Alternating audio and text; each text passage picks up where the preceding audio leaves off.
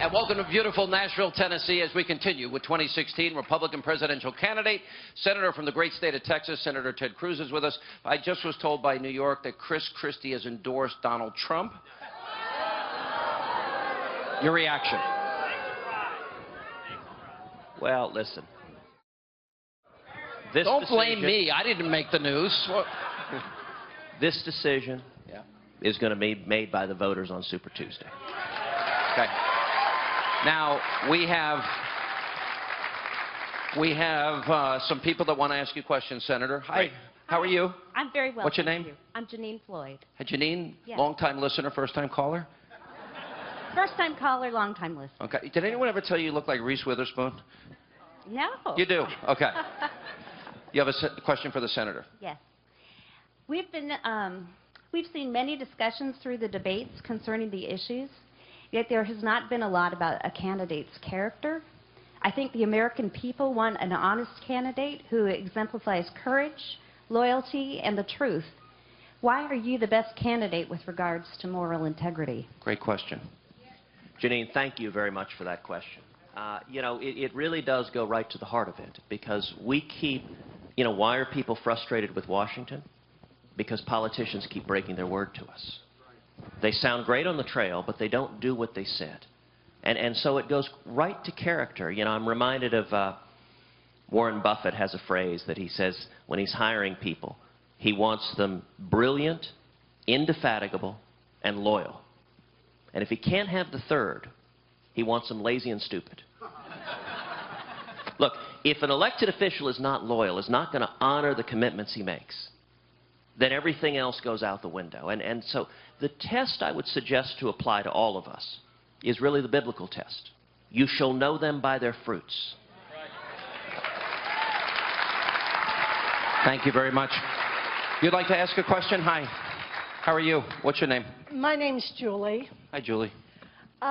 Senator, as long as I can remember, my son has dreamed of serving our country with a military career.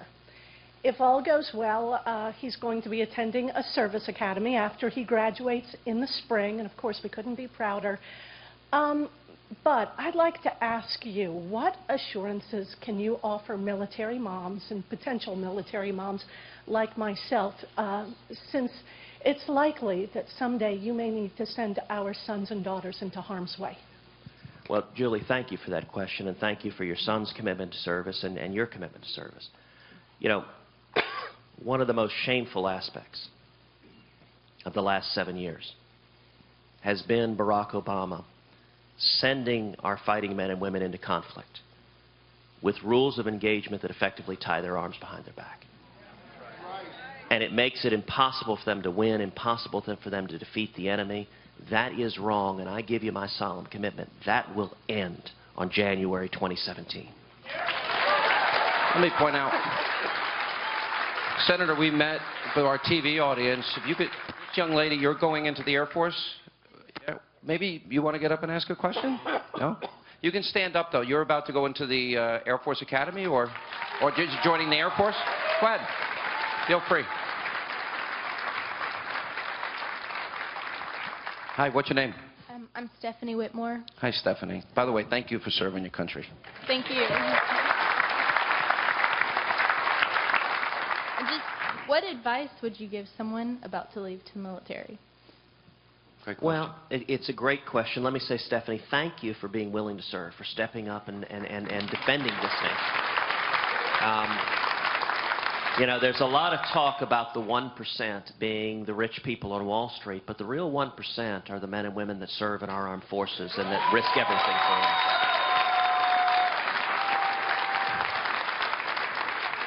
us. And, you know, look, the advice I would give is simply maintain your diligence, your perseverance, and keep your eye on why it is you're serving, that you are fighting for this country that we love with all of our hearts.